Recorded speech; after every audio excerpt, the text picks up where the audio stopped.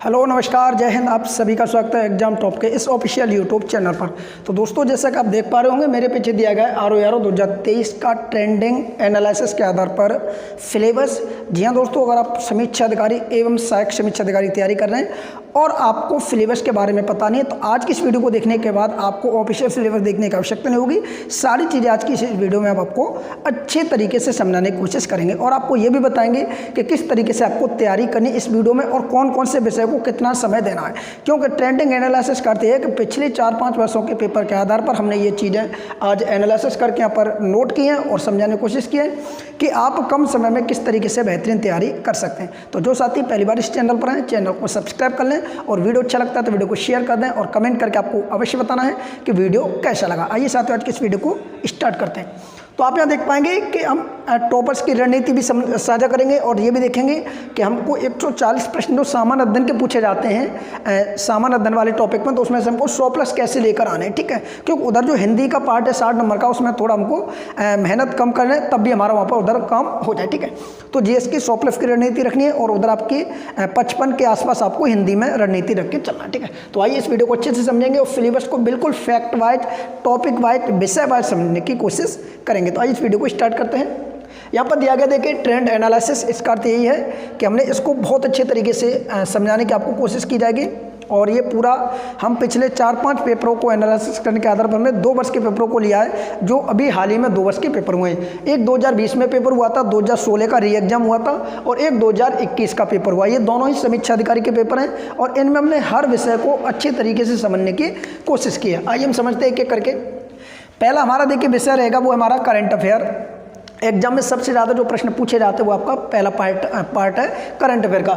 यहाँ से current affair से आपके 2020 में 26 प्रश्न पूछे गए थे और 2021 में यहाँ से प्रश्नों की संख्या 20 हो गई थी।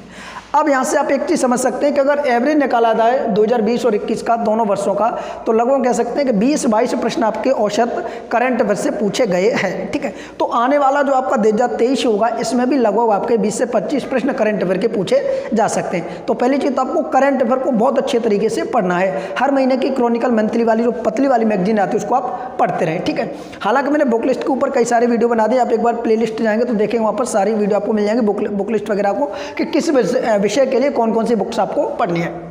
दूसरा हमारा विषय यहाँ पर इतिहास। अब इतिहास को आपको पता है 3 भागों में तोड़ा जाता है, तो प्राचीन इतिहास, दूसरा आपका मध्यकालीन इतिहास और तीसरा आपका आधुनिक इतिहास। तो 2020 की बात करें जो 2016 का री एग्जाम हुआ था उसमें प्राचीन इतिहास से एक भी क्वेश्चन नहीं पूछा था, मध्यकालीन इतिहास से 8 प्रश्न आए थे और आधुनिक इतिहास से आपके यहाँ पर 12 प्रश्न आए थे। आगे अगर 2021 की बात की जाए तो यहाँ पर टोटल 20 प्रश्नों को पूछा गया था। यहाँ पर 3 प्रश्न ऐसे यानी प्राचीन इतिहास से, 4 प्रश्न मध्यकालीन से और 13 प्रश्न आपके आधुनिक इतिहास से पूछे गए थे। तो एक चीज़ आपको ये समझनी है यहाँ पर इतिहास से कि हमको प्राचीन इतिहास को कम समय देना है, पढ़ना तो है परंतु कम समय देना है। सबसे ज़्यादा समय देना हमें आधुनिक इतिहास पर। यहाँ पर भी देखो 12 प्रश्न और यहाँ पर आपके 13 प्रश्न। तो मॉडर्न हिस्ट्री आपको सबसे ज़्यादा पढ़नी है, उसके बाद आपको मेडिवल हिस्ट्री पढ़नी है और एंशिएंट हिस्ट्री को थोड़ा कम समय देना।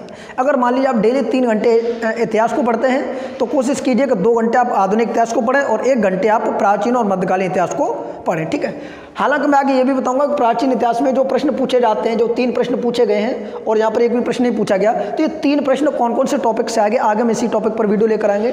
ठीक, और ये समझेंगे कि हमको एंशिएंट हिस्ट्री में कौन कौन से टॉपिक है जिनको केवल हमें पढ़ना चाहिए और मेडिवल हिस्ट्री में जो 4 प्रश्न पूछे गए, यहाँ पर 8 प्रश्न पूछे गए, तो वो कौन कौन से टॉपिक से प्रश्न पूछे गए थे वो नेक्स्ट वीडियो में हम आगे डिस्कस करेंगे।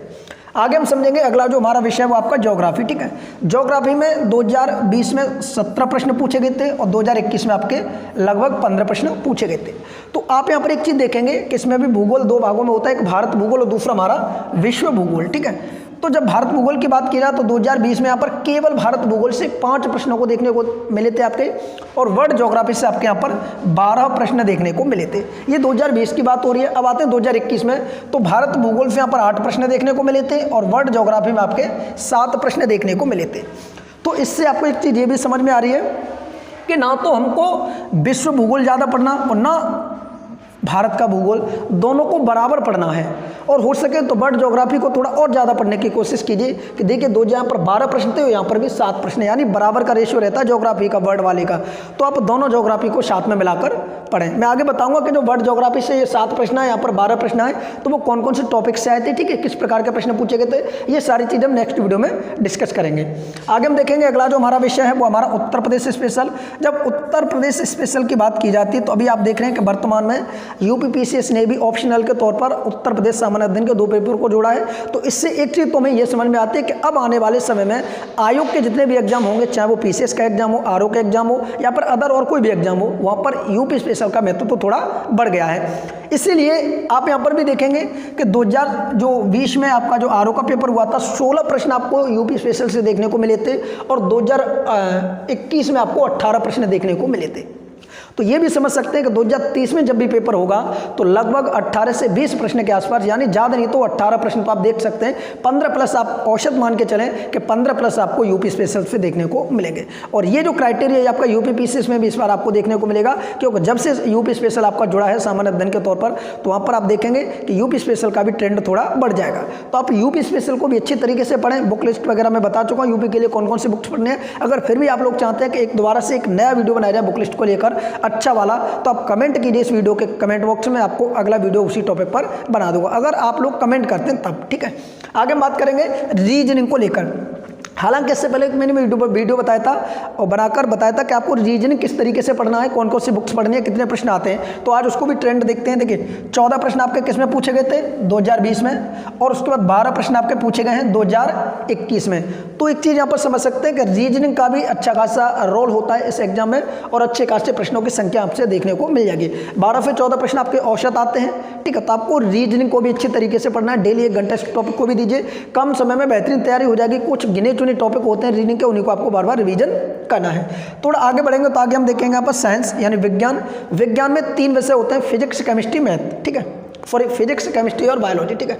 तो 3 विषय को किस तरीके से यहाँ पर प्रश्नों की संख्या पूछी जाती है, तो आप यहाँ पर समझेंगे। जो यहाँ पर 9 प्रश्न पूछे गए हैं, और यहाँ पर भी देखिए 9 प्रश्न पूछे गए हैं 2020 में भी, 2021 में भी। तो इसमें बायोलॉजी वाले पार्ट से ज़्यादा प्रश्न पूछे जाते हैं। इस जैसे आप समझेंगे 2 प्रश्न आपके फिजिक्स से, ठीक है, और 2 प्रश्न आपके केमिस्ट्री से, ठीक है, 5 प्रश्न आपके बायोलॉजी से पूछे गए थे। इसी प्रकार यहाँ पर आप देखेंगे तो 1 प्रश्न आपका केमिस्ट्री फिजिक्स से था, सॉरी 2 प्रश्न थे फिजिक्स से, ठीक है, और 1 प्रश्न केमिस्ट्री से, और उसके बाद जो आपके बचे हुए 6 प्रश्न हैं वो आपके बायोलॉजी से।